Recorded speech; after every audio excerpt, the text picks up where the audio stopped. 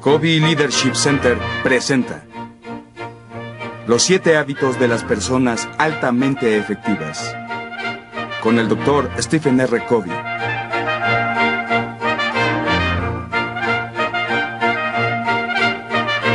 Hábito 1. Ser proactivo. Parte A. Proactividad. La clave para implantar los 7 hábitos. Ahora veremos el hábito fundacional. El hábito 1. Ser proactivo. ¿Por qué fundacional? Porque todos los demás hábitos fluyen de él. Si el hábito 1 está presente, se pueden cultivar los otros 6. Si no está presente, no se pueden cultivar los otros 6. Hábito 1. Ser proactivo. Significa básicamente que su vida es producto de sus valores, no de sus sentimientos. Que su vida o la de su organización es producto de sus decisiones y no de las condiciones. Lo opuesto a ser proactivo es ser reactivo, que básicamente significa que su vida es función de sus sentimientos, sus ánimos, sus impulsos, del trato de los demás. El principio básico del hábito 1, ser proactivo, es asumir responsabilidades. El concepto es: usted y yo tenemos la capacidad de elegir nuestra respuesta. Si usted no cree que es capaz de elegir su respuesta, si no tiene esa visión de usted mismo, si se siente víctima, le puedo garantizar que definitivamente no estará facultado. No comenzará con el fin en la mente, con un pensamiento claro sobre el futuro. Estará atado al pasado y pondrá en segundo, tercero, cuarto, quinto lugar las cosas importantes, con su escalera apoyada en la pared equivocada. Pensará ganar, perder o perder, ganar. Buscará siempre ser entendido primero antes de entender. Y constantemente fracasará en toda clase de relaciones porque usted y el otro se sentirán mal entendidos. Vivirán en batallas de los egos, terminarán en compromisos en vez de con sinergia y no dedicarán tiempo a afilar la sierra porque nunca tendrán tiempo de cargar gasolina. Estarán demasiado ocupados, abrumados por pequeñeces. Por eso el hábito 1 es fundamental, básico. Es el componente vital y fundamental de los demás hábitos. De nuevo lo definimos como la capacidad de subordinar impulsos, ánimos, sentimientos, condiciones a los valores con base en principios. Subordinar hasta que poco a poco nuestra vida emocional, que se encontraba así, esté en orden.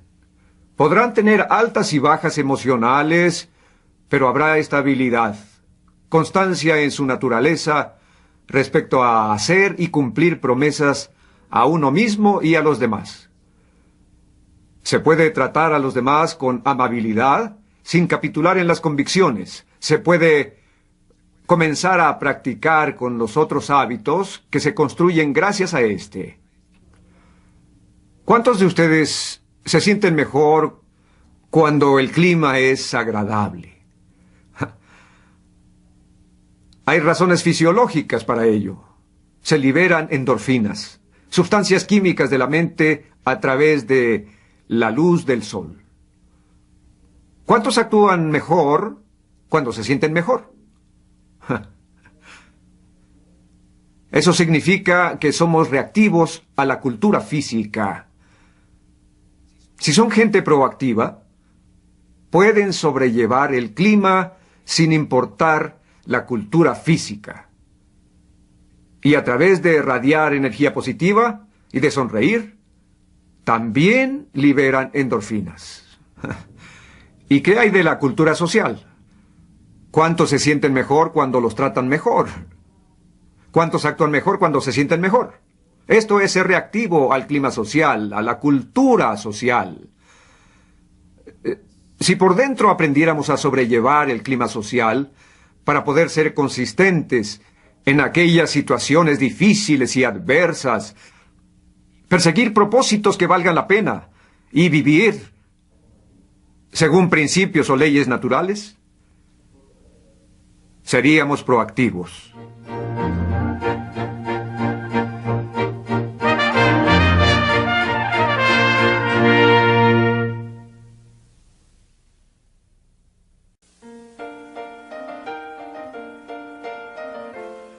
Parte B. Proactividad y reactividad. A diario se nos pone a prueba de múltiples formas en problemas sencillos. Y si somos proactivos, en ese momento gradualmente desarrollamos una capacidad extraordinaria para manejar disgustos y decepciones importantes. Pero muchas veces entendemos la energía obvia de la proactividad solo si vemos conflictos espectaculares o dramas brutales. Por ejemplo, Viktor Frankl, el psiquiatra austriaco, prisionero en los campos de concentración nazis por ser judío, experimentó indignidades y torturas increíbles. Había sido formado en la tradición freudiana, en la que básicamente uno es producto de su niñez. Trabajó sobre esa suposición, ese paradigma. Pero mientras estaba en los campos, comenzó a observar cosas muy interesantes. En las mismas circunstancias, algunas personas eran animales, mientras otros eran santos. Él mismo experimentó cosas terribles. Algunos de sus seres queridos fueron muertos en cámaras de gas o quemados vivos. Y él esperaba ese mismo destino. Pero por alguna razón lo conservaron vivo con propósitos experimentales. Un día lo desnudaron, lo pusieron bajo una luz blanca y comenzaron a realizar en su cuerpo crueles experimentos de esterilización. Y ahí descubrió lo que llamó la última libertad humana. El poder de elegir mi respuesta ante cualquier condición, ante cualquier cosa que me suceda. Le llamó la última libertad humana. Y cultivó esta íntima respuesta hasta el momento en que, en su imaginación, se vio enseñando a sus estudiantes en Austria, después de ser liberado del campo, todas las experiencias que estaba teniendo, las reflexiones, el aprendizaje que estaba adquiriendo, y llegó a postular que el más alto valor humano es el poder de elegir una actitud en situaciones sobre las cuales no se tiene control. Esa era la última libertad humana. Si quieren otra evidencia de esto, ¿cuántos de ustedes han visto a un ser querido, a un amigo entrañable, a un miembro de su familia, pasar por una enfermedad terminal con una actitud magnífica? ¿Cuántos han experimentado eso? Vean las manos, vean el número. ¿Cuántos estuvieron profundamente inspirados por ese modelo? Las mismas manos. Yo lo viví con mi hermana Marilyn, quien acaba de morir.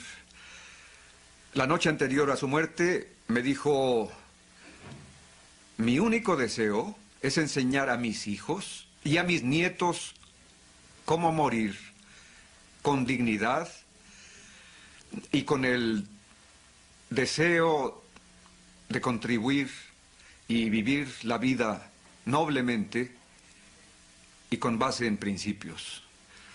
El cáncer en sus pulmones era como un árbol que le crecía por dentro, pero su objetivo durante los meses o aún los años anteriores fue el de enseñar algo. Esos hijos y nietos, amigos y seres queridos, estarán inspirados y ennoblecidos por su modelo y su enseñanza el resto de sus vidas. Entre lo que nos sucede el estímulo, cualquier cosa que nos pase o que nos esté pasando ahora, entre ese estímulo y nuestra respuesta hay un espacio. En ese espacio radica nuestro poder y la libertad para elegir nuestra respuesta. En estas elecciones radica nuestro crecimiento y nuestra felicidad. En otras palabras, con las elecciones correctas, eventualmente la respuesta que elegimos comienza a influenciar al propio estímulo. Esto es lo que Viktor Frankl descubrió y ejercitó en su memoria, es decir, en su inteligencia, su imaginación y su conciencia, haciéndose preguntas como ¿qué está pidiendo de mí esta situación? En vez de ¿qué pido yo de ella? ¿Por qué me están haciendo esto? Y también afirmando su libre voluntad. Su libertad se volvió más y más y más grande hasta que fue mayor que la de sus captores nazis. No fue liberado. La liberación es una condición del medio. La liberación es una condición externa. La libertad es una condición interna de la propia persona. Tenemos control sobre nuestra libertad, no sobre nuestra liberación. Sin embargo, en muchas situaciones, no necesariamente en todas, mientras más controlen su libertad y la expandan y la profundicen, eventualmente influenciarán la liberación en su vida. Las opciones, las alternativas que están disponibles, eventualmente su cabeza creará su mundo. Su respuesta al estímulo eventualmente influenciará al estímulo y en alguna medida él lo experimentó. Frankl tuvo otra hipótesis y trató de desarrollarla. ¿Qué hace sobrevivir a estas personas en el campo? ¿Son sus habilidades de sobrevivencia? No. ¿Es su inteligencia? No. ¿Es su salud? No.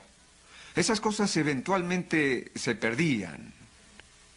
Así. Ayudaban inicialmente, pero al final se perdían. ¿Es su estructura familiar? No. Lo que nos capacita para sobrevivir es una visión del futuro. El significado de lo que nos falta por hacer. Una contribución que nos falta dar. Esto se convirtió en la base de su brillante autobiografía sobre estas experiencias llamada El hombre en busca de sentido. Un amigo suyo se sentía tan mal que quería suicidarse y Frankl lo presionó. ¿Por qué no lo haces? Él dijo, porque si muero antes que mi esposa, la iba a hacer infeliz y miserable. Y la quiero mucho.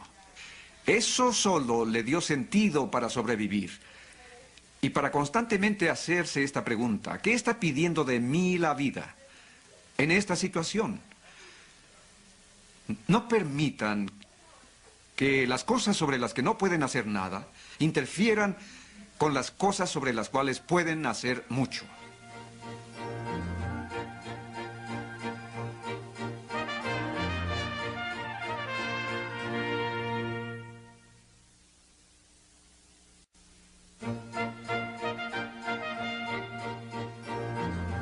Parte C. Asumiendo responsabilidades. Una vez, mi hermano y yo fuimos a un cañón con un primo. Este primo estaba cortando leña, tenía un hacha. De pronto apareció una víbora. Él comenzó a perseguirla y le dio un hachazo. La cortó en dos. La cabeza le cayó aquí, entre el pulgar y el índice, y lo mordió. Pudo haber reaccionado de muchas maneras. Pudo querer vengarse de la víbora venenosa y seguirla cortando en pedazos. Pero era listo, rápido, proactivo. Subordinaba los sentimientos a los valores y se sacó la sangre lo antes posible. Mucha gente es herida por otros.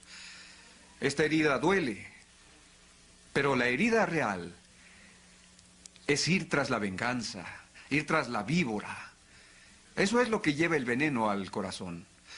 No es lo que la gente nos hace, lo que nos hiere en el sentido más fundamental. Lo que nos hiere es la respuesta que elegimos a lo que nos hacen. La gente reactiva quiere regresar y vengarse. Se rodean de gente que les masajee el ego y los valide y les dé evidencia adicional para justificarse y condenar a la persona que los lastimó, que les hizo daño. Mucha gente se reúne a diario para murmurar sobre los pecados de sus jefes. Y esto se convierte en el tema base del café o de la comida. Son altamente reactivos. La gente proactiva aprende a sacarse el veneno y siempre a perdonar. A perdonar y a olvidar. Resentimiento significa vivir una y otra vez lo mismo y alimentar el rencor. El efecto es llenarse con energía negativa, polarizarse, buscar autojustificación, buscar datos. Eso que queremos creer puede apoyarse fácilmente con datos. La forma de interpretar los datos. Como Eleanor Roosevelt lo dijo, nadie puede hacerte sentir inferior sin tu consentimiento. O como Gandhi dijo, nadie puede quitarte el respeto a ti mismo a menos que tú se lo des. La gente proactiva, que actúa con base en sus valores, sus propósitos, su visión, no rinde su poder, su libertad, su poder de elegir a las debilidades de los demás. Nunca debemos construir nuestra vida emocional sobre las debilidades de los otros. Si lo hacemos, nos debilitamos nosotros y alimentamos su poder para continuar complicando nuestra vida. Esto es mucho trabajo, particularmente para la gente que ha pasado toda su vida culpando de sus fracasos a otras personas. Una vez, una mujer se paró a la mitad de un grupo como este y comenzó a dar un discurso. Fue algo espontáneo. Luego sintió que era inadecuado, se apenó y volvió a sentarse. Pero no podía dejar de hablar con todos los que tenía a su alrededor, como si algo de lo que había aprendido le provocara una explosión emocional y tenía energía positiva. Se le veía en los ojos, en sus gestos, en su lenguaje corporal. En un receso hablé con ella. ¿Qué te pasó? Pues no tienes idea de lo que ese hábito o principio de ser proactivo significa para mí. Soy enfermera de tiempo completo de la persona más miserable y desagradecida que te puedas imaginar. Ni siquiera acepta conocerme, no demuestra ningún aprecio. Las otras enfermeras se sentían igual, casi nos poníamos a hablar de su muerte, esperándola, deseándola, mientras lo cuidábamos. Y que tú tengas las agallas de decir que yo elijo ser miserable. Por favor, yo no lo elegí, él me hace infeliz. Pero luego me di cuenta de lo dependiente que soy, de cómo he rendido mi poder a esta conducta miserable. Luego dijo, en cuanto me tragué esa enorme, gigantesca y amarga píldora, entendí y me dije, un momento, si elijo ser miserable, puedo elegir lo contrario. Salí de la prisión, fui liberada, por eso me paré y quería decírselo a todos. Quería proclamar mi libertad. No podía contenerme, no te puedo explicar lo que significa. Entre lo que nos sucede, el estímulo, y nuestra respuesta al estímulo, radica la libertad.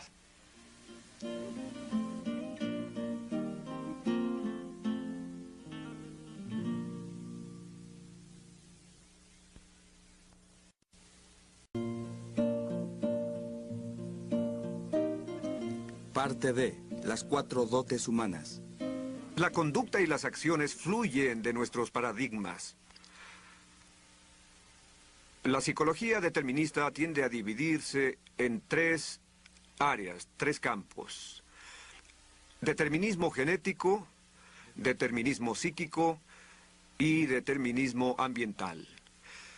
Determinismo genético significa básicamente de lo que sus abuelos son responsables. Sí, tengo un carácter fuerte, parece que se ha transmitido por generaciones, mi padre era igual y su padre también. Sí, soy una persona nocturna, toda mi familia es así. En la mañana no me hablen, contesto mal. Me viene de generaciones atrás. Lo que hay aquí es una predisposición debida a mi estructura genética. Muy bien. Eso es el estímulo. Entre eso y nuestra respuesta está nuestra libertad de elegir la respuesta. ¿Qué deberíamos hacer? Adoptar un sistema de vida que no active la tendencia genética y que no nos vuelva disfuncionales por ella. Esto no significa que la influencia genética no sea poderosa. Significa que no estamos genéticamente determinados y que la diferencia entre estar influidos y estar determinados es de 180 grados. Determinismo psíquico significa de lo que sus padres son responsables, no sus abuelos. No llegó necesariamente por el ADN, por la estructura cromosómica del ADN. Sus padres se lo hicieron a ustedes. Es la forma en que los criaron. Es muy freudiano. El niño es padre del hombre. Eso significa que sus primeros años de infancia, la forma en que los trataron y criaron, si hubo rechazos, cómo desarrollaron heridas psíquicas profundas por abusos de una u otra clase, condicionaron su estructura emocional, su personalidad para toda la vida. El niño es el padre del hombre.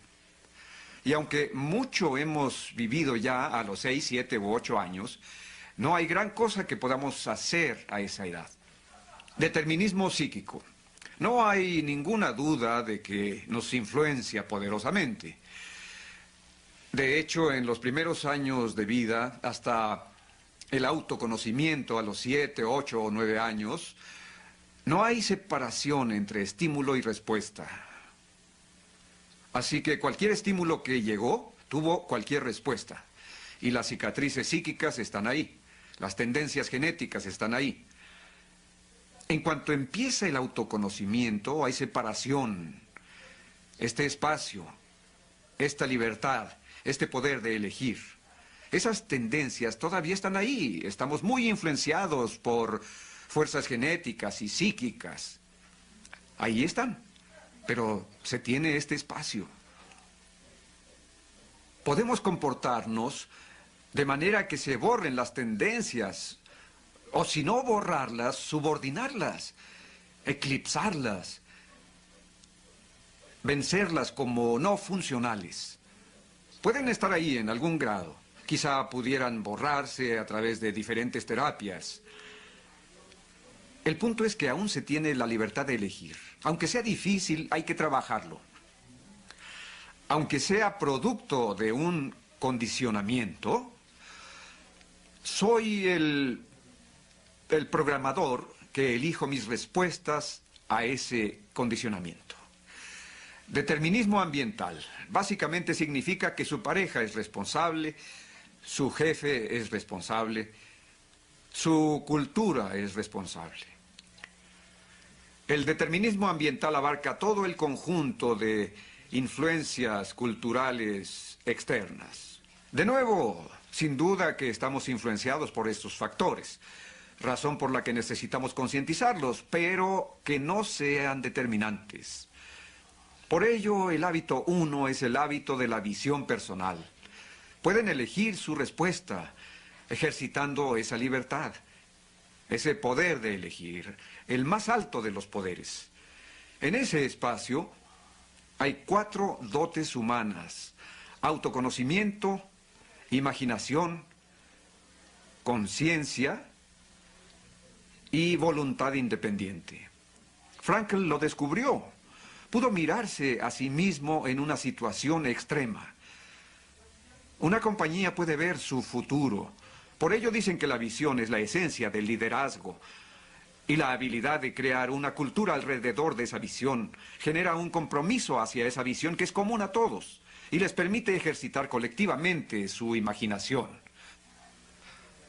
Aún si sienten a esa cultura como un peso abrumador, están dentro, están conscientes, ven, imaginan, son parte de y pueden participar. Cuando vivimos sin la memoria estamos atados al pasado y a lo que es finito. Cuando vivimos sin la imaginación, estamos atados a lo que es infinito y tiene una potencialidad increíble, porque rara vez escudriñamos lo que tenemos dentro. Y luego la voluntad independiente. Podemos actuar sobre esa imaginación. Podemos actuar sobre esa conciencia, la conciencia universal. La conciencia universal de toda la humanidad. Y podemos actuar sobre ella, podemos nadar con la corriente o contra la corriente.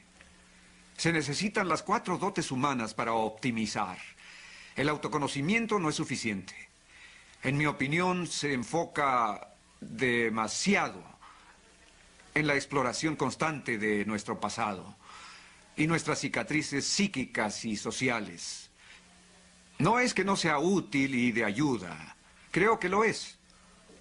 Pero es insuficiente. Se crea un desbalance si no se usa la imaginación para producir algo nuevo, para encontrar un nuevo significado, un nuevo valor, un nuevo futuro, y para ejercitar por uno mismo la fuerza de voluntad para ir hacia él. Pero la imaginación también es insuficiente. Hitler era una persona imaginativa, pero no tenía conciencia. Se manejaba por valores, pero sus valores no estaban basados en principios. Es el autoconocimiento, más la imaginación, más la conciencia, más la voluntad independiente, la clave para tomar una pausa en ese espacio y llegar a esas dotes humanas: autoconocimiento, imaginación, conciencia y voluntad independiente. Luego comenzar a actuar de manera lenta y pausada.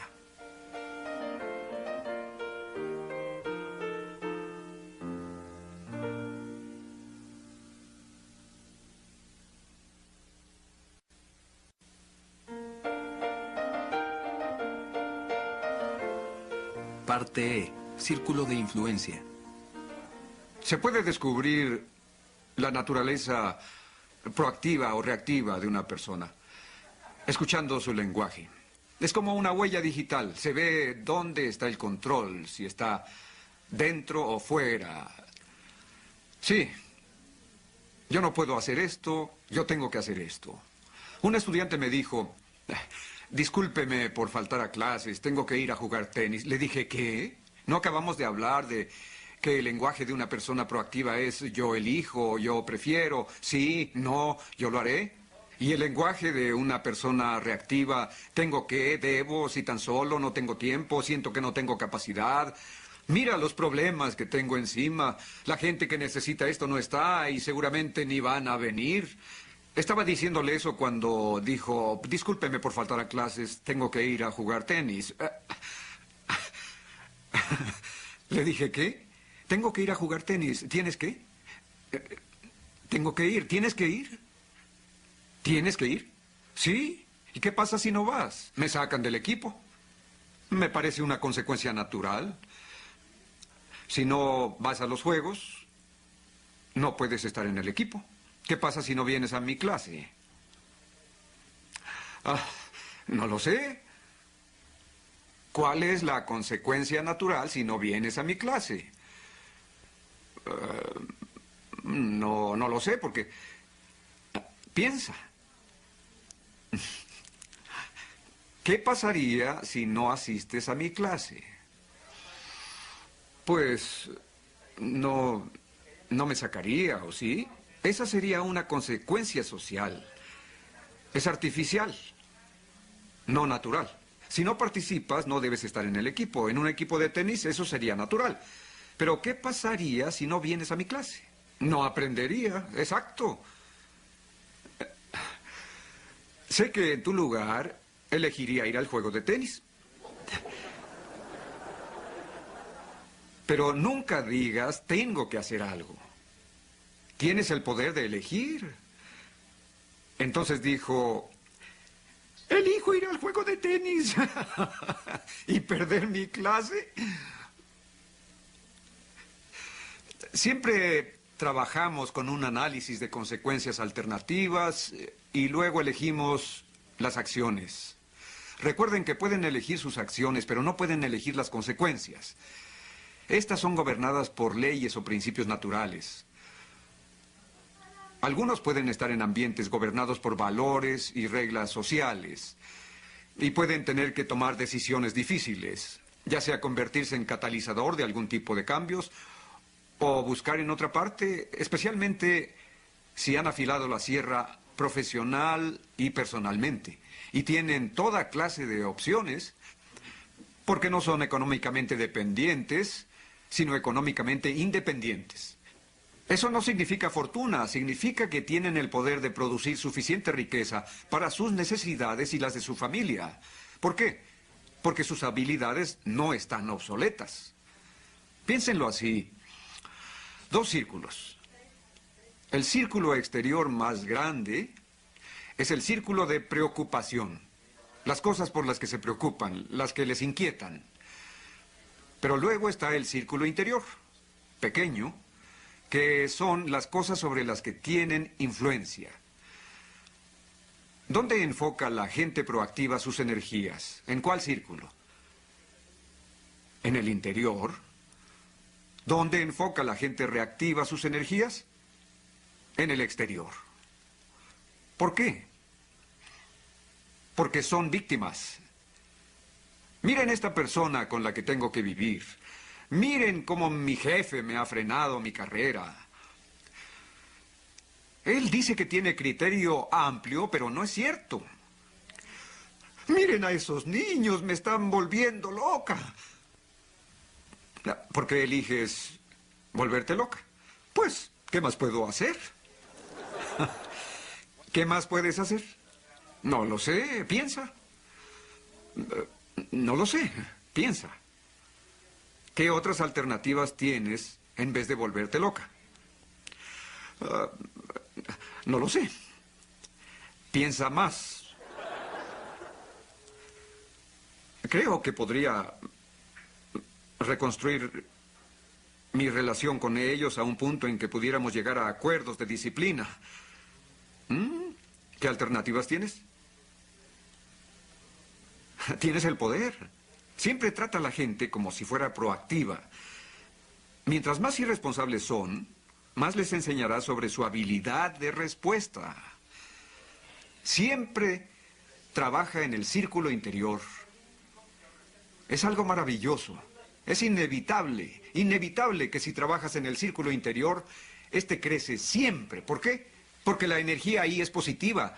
Estás haciendo algo en el borde externo del círculo interior y ganas más confianza con las demás personas por cómo las tratas, la forma en que haces y cumples promesas, la forma en que te disculpas cuando cometes errores, la forma de reunir retroalimentación, la forma de darla antes de intentar jugar a Dios en la vida de alguien. La forma de buscar entender lo importante para el otro, para que así tus presentaciones se hagan en términos de su marco de referencia, su lenguaje, su sistema de valores. Constantemente haces depósitos en la cuenta bancaria emocional. Pero si te enfocas en el círculo exterior, estás haciendo retiros. Estás juzgando, criticando. No buscas entender. No eres consistente. Todo en nombre de la inconsistencia de otros. Sobrereaccionas en nombre de la sobrereacción de otros. Hablas mal de ellos a sus espaldas, inconsciente de que el que te escucha sabe que vas a hacerle lo mismo cuando por algún motivo ya no te quiera escuchar. Si quieren tener a los presentes, siempre sean fieles a los ausentes. Así sabrán que estás basado en principios, que estás cuestionando en serio el sistema de valores sociales, que eres una persona con integridad y tienes estándares. No participen en intercambios de energía negativa ni hagan nada que crear un sentimiento de falta de respeto hacia otra persona. Porque todos sabrán que lo mismo harán con ellos llegada la situación. Nunca deben hacer confidencias con un hijo sobre otro de los hijos. O comparaciones, bromas sutiles o juicios de valor. Porque se crea una cultura de la desconfianza donde saben que otra vez harían lo mismo con ellos. Siempre deben transmitir estabilidad basada en principios que nunca cambian. No basada en ánimos que son volátiles y emociones mercuriales que suben y bajan. Trabajando en el círculo interior, este se vuelve más y más grande. Y eventualmente comienzan a tratar con algunas de esas preocupaciones que hoy ni siquiera se atreverían a tocar. Podría llevarlos no a decenas, sino a cientos, posiblemente hasta a miles de organizaciones que están pasando por una transformación profunda y comenzaron con un simple empleado. Cualquiera que trabajó en su círculo de influencia, que asumió responsabilidades, fue paciente, vivió la ley de la cosecha, hasta que su círculo de influencia creció gradualmente. En la mayoría de los casos lograron contacto con alguien que tenía un enorme círculo de influencia. Luego vino el apalancamiento y la multiplicación. El apalancamiento exponencial comenzó a influenciar a divisiones, compañías enteras y hasta corporaciones multinacionales. Déjenme compartir con ustedes una de las experiencias más poderosas e instructivas e iluminadoras que he tenido respecto a este hábito 1, ser proactivo. Trabajé con una organización durante 4 años y fui asistente del presidente. Él era una persona muy dinámica y visionaria, con talento, con inteligencia, con tanta visión, que podía compensar una multitud de pecados que le preocupaban al mundo exterior. Pero su estilo era autoritario y dictador. En consecuencia, toda la gente sentía que los trataba como mandaderos, como si no tuvieran juicio propio. Haz esto, haz aquello, ve por esto, ve por aquello, etcétera, etcétera. Y los ejecutivos se reunían en los corredores a murmurar sobre los pecados del presidente. Contaban muchas historias, les contaré la última. Mis cosas marchaban bien. Él entró en mi departamento, fijó una norma distinta y creó un desorden terrible. Es muy propio de él, espera que oigas esto. Oigan, ¿por qué no comemos juntos y seguimos el tema? Es divertido, porque la murmuración se vuelve una especie de desahogo colectivo. Quien trabaja en construcción tiene la expresión mal cosido. Significa que si un ladrillo está mal cosido, al presionarlo, se fractura, se rompe. Lo mismo pasa con las murmuraciones. Si ejercemos presión sobre una relación mal cosida, se va a fracturar y a romper. Las murmuraciones son un arma de doble filo. Podemos cortarnos con ella. Un hombre llamado Ben era proactivo. Su vida no estaba en función de las debilidades del presidente. Era consciente de ellas. Estaban en su círculo de preocupación, pero no en su círculo de influencia. Por lo tanto, se reía mucho. No se desanimaba. Usaba sus fuerzas para compensar las debilidades del presidente. En su propio círculo de influencia, con su gente. Muy fuerte, considerado valiente, tolerante. Aceptaba las fuerzas del presidente, que eran prodigiosas y enormes. En su área, las fuerzas del presidente y sus fuerzas compensaban las debilidades del presidente. Su círculo comenzó a crecer en su área. También ejercía más iniciativa. Lo trataban como mandadero, hace esto, hace aquello, pero era el mejor mandadero del mundo. No solo iba por los datos, trataba de anticipar las necesidades. Creo que el presidente quiere una junta de consejo.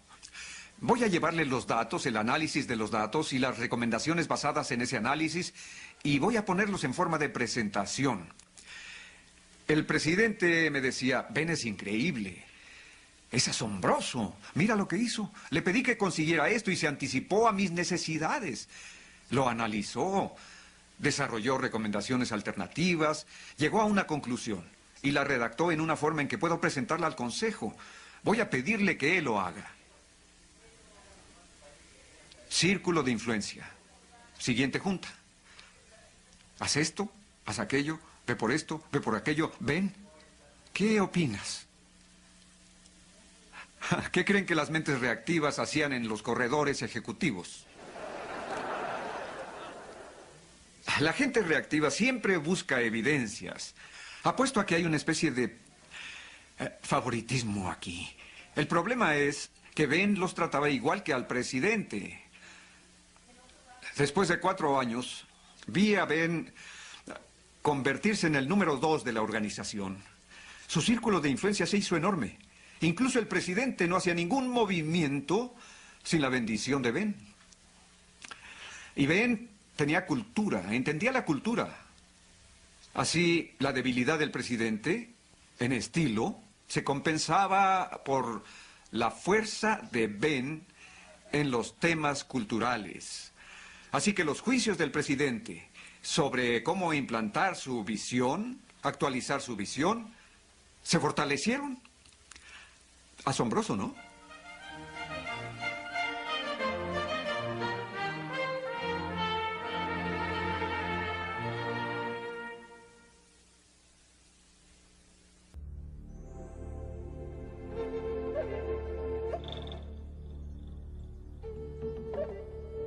Vine por primera vez a Uganda hace 5 años.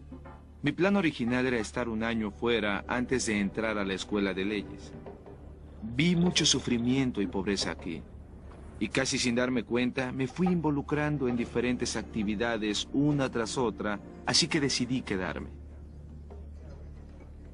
Hace 3 años aproximadamente, John Reardon y yo trabajamos juntos en Kampala. Y una cosa que realmente nos golpeó fue ver la cantidad de muchachos jóvenes que estaban desempleados.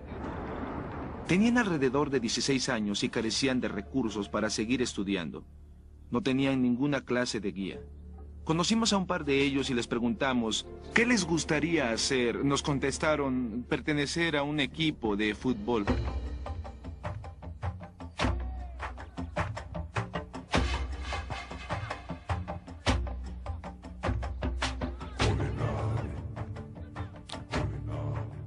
Así que hicimos un equipo con esos chicos.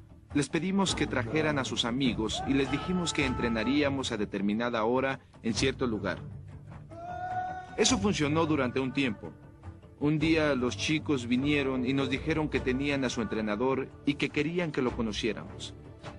En Uganda tienes que tener cuidado con este tipo de cosas. Pero el hombre básicamente nos dijo que le gustaría entrenar al equipo y que no teníamos que preocuparnos por su sueldo, lo haría por gusto. Desde entonces nos hicimos amigos de Stone y empezamos a trabajar juntos. Eso es. Así está mejor. Cuida bien la defensa, la defensa. La defensa, Alex. Stone empezó a jugar fútbol en la secundaria y estaba considerado como un jugador con gran talento. Cuando tenía 18 años, participó en un equipo profesional por primera vez. Se mantuvo en ese nivel durante los siguientes 10 años. Cuando fue elegido para integrar la selección nacional, que es la meta de todos los jugadores ugandeses porque tienen la oportunidad de ir a jugar a Europa y que los conozcan los entrenadores de los clubes europeos, poco antes de empezar su carrera internacional, tuvo que abandonar su sueño. Un tipo lo atacó por la espalda y le rompió los ligamentos de la rodilla. Eso no fue un accidente, lo hizo intencionalmente. Este fue el final de su carrera profesional.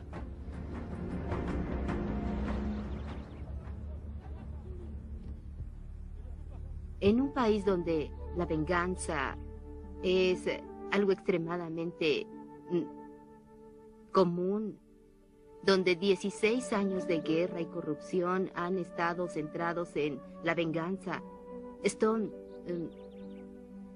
solo le dijo a este hombre: no te preocupes, hiciste lo que tenías que hacer.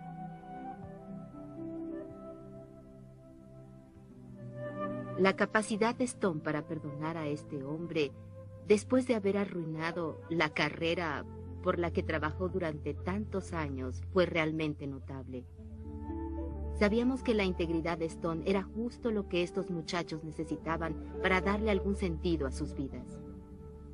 Algunos de estos chicos eran drogadictos, otros eran ladrones y eran muchachos que vagaban por las calles sin ninguna clase de guía. Buscamos a estos muchachos para darles sentido a sus vidas y para eso tratamos de enseñarles algún oficio, darles algunos recursos y crearles un marco de referencia que realmente les ayude en el futuro.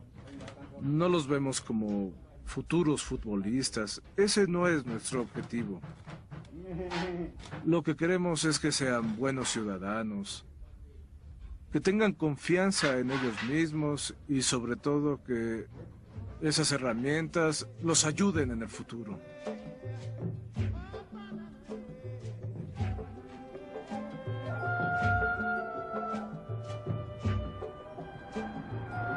Los chicos con los que empezó Stone eran rechazados por sus familias y su comunidad por crear conflictos y ser niños problema. Stone realmente los quería y les mostraba que tenía mucha confianza en ellos. Mantenemos a estos muchachos solo con el amor que les damos. No les damos dinero, ni tampoco les damos cosas. Vienen solo porque se sienten bienvenidos en el equipo.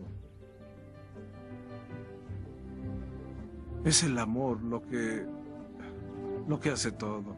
No puedes ser feliz a menos de que tengas amor. Así que trabajamos con amor. Las bases del equipo son amor y perdón.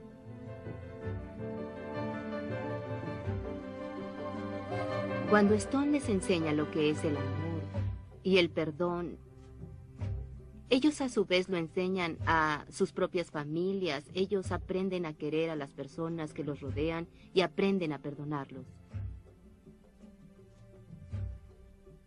Gran parte de la enseñanza de estos principios la ven en la vida de Stone. Vive en la misma zona que los chicos. Conocen a su esposa y a sus hijos y la forma en que interactúa con su familia. Ven que lleva a cabo todo lo que enseña. Esa es realmente la parte más poderosa de lo que hace. Más importante que lo que dice, creo que su ejemplo realmente los alienta a ser como es él. El liderazgo no es ser famoso. Aunque Stone solo pueda influir en unas 200 personas de su comunidad, esas 200 personas influyen en otras comunidades y esas comunidades influirán en otros pueblos.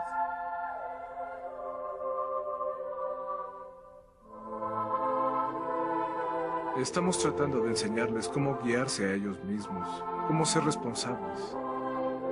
Nosotros no estaremos ahí todo el tiempo. La mayoría de ellos son muchachos y serán padres. ¿Qué clase de familia formarán si se les deja como están?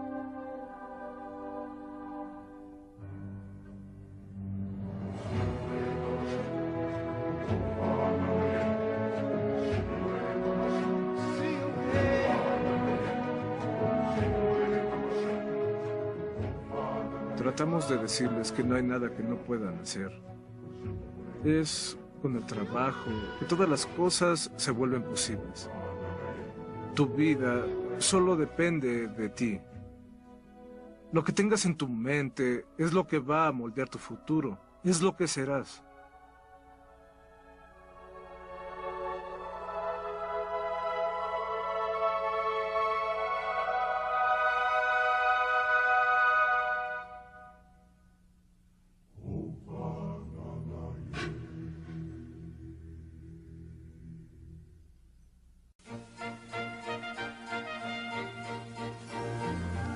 Parte F. Convertirse en figura de transición.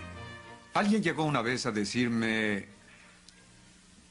quizá puedas ayudarme, me gusta este seminario, pero no sé, en mi matrimonio ya no hay sentimientos. Y pues estamos preocupados por los niños. Yo le dije, ama a tu esposa. Como te dije, ya no hay sentimientos, no hay amor. ¿Alguna sugerencia? Ámala. ¿Cómo puedes amar cuando no amas? Amar es un verbo. El amor, el sentimiento, es el fruto de amar, que es el verbo. Estudien a los grandes de la literatura que han perdurado en todas las civilizaciones y sociedades y muéstrenme dónde el amor es un sentimiento. Lo es solo en la cultura de Hollywood. Amor, el sentimiento es un fruto. Observen el amor que una madre siente por el nuevo bebé que acaba de traer al mundo. Ella produjo el amor que siente, se sacrificó. Amar es un verbo, primero que nada, luego un sentimiento. Perdonar es un verbo. Olvidar es un verbo. He visto muchas relaciones reconstruirse con solo una de las partes, cultivando estos músculos proactivos. Y esos músculos hay que ejercitarlos, igual que si hicieran lagartijas. No pueden desarrollar músculos de un día para otro. Hay un precio que debe pagarse y requiere paciencia. Inténtenlo por 30 días. Prueben este concepto de proactividad por 30 días. Trabajen solo en el círculo interior por 30 días y sonrían sobre el resto. En cualquier relación, sean luz, no jueces. Sean modelos, no críticos, por 30 días. Muchos no podrían hacerlo más allá de una noche, porque son adictos a ser víctimas y a absolverse de responsabilidad. Si no soy responsable, ¿qué soy? Irresponsable. Es más fácil psicológicamente decir no soy responsable que decir soy irresponsable. Pero luego negamos la visión de uno mismo, que tenemos el poder de elegir respuestas. Por 30 días, díganse, siempre que pienso que el problema está afuera, ese es el problema. Esta prueba de 30 días demostrará el poder pragmático de ser proactivo. Siempre tendrán que tomar iniciativas. Van al trabajo, el lugar es un desastre, no dicen nada, no hablan mal de nadie, arreglan todo, con sonrisas y buen humor. Y luego tienen una charla con la persona cuyo trabajo acaban de hacer. Ustedes no se someten, pero tampoco se rinden. Son amables, quiero escucharlo primero. ¿Qué pasó? Respetan a la persona, tienen el poder de elegir su respuesta. Háganlo por 30 días. 30 días. ¿Cuál es el riesgo, amigos? Uno de los riesgos iniciales, cuestionarán su sinceridad. Tanta amabilidad me sorprende. ¿Esto es lo que aprendiste? ¿Fuiste a un seminario sobre paternidad? Pensé que era un seminario de administración. Piensen en la recompensa. Pueden convertirse en una figura de transición en su familia. ¿Saben qué significa eso? ¿Cuántos ven tendencias en ustedes mismos que no les satisfacen? ¿Cuántos ven esas mismas tendencias en sus hijos? ¿Cuántos tienen nietos y los ven seguir esas mismas tendencias? ¿Cuántos ven algunas de esas tendencias en sus padres? ¿En sus abuelos? Yo me fui a 5 generaciones. ¿Saben qué es una figura de transición? Es una figura que detiene la transmisión de esas tendencias. Las detiene, no pasan a sus hijos. Si son muy arraigadas, tendrán que practicar los músculos proactivos. Imaginación, conciencia, voluntad independiente, más integridad, más sacrificio personal, hasta que salgan de ahí para que no pasen a sus hijos, para que no les afecten ni sus espíritus ni sus actitudes. Viene de una familia neurótica, pero está lleno de gentileza, dulzura y amabilidad. ¿Por qué? Porque de alguna manera desechó lo viejo e irradió lo nuevo. Fue parte de su misión. ¿Viene de una familia donde pelean para resolver problemas? Usted aprendió a resolver problemas sinergéticamente. ¿Saben qué haría yo? Retrocedería. Empezaría a influir sobre hermanos y hermanas, sobre mis padres si aún vivieran. Eso es una figura de transición. Detener lo viejo y crear una nueva tradición. Lo mismo en los negocios. Como lo saben muy bien, las viejas burocracias, los viejos enfoques autoritarios están muriendo. Sobreviven solo en una base local o regional. Para estar en el mercado global se requiere un profundo cambio. Ya no funcionan los pequeños dioses porque no crean culturas de alta confianza. Ahora hay que aprender a llegar a la inteligencia latente de las personas. Eso es ser una figura de transición.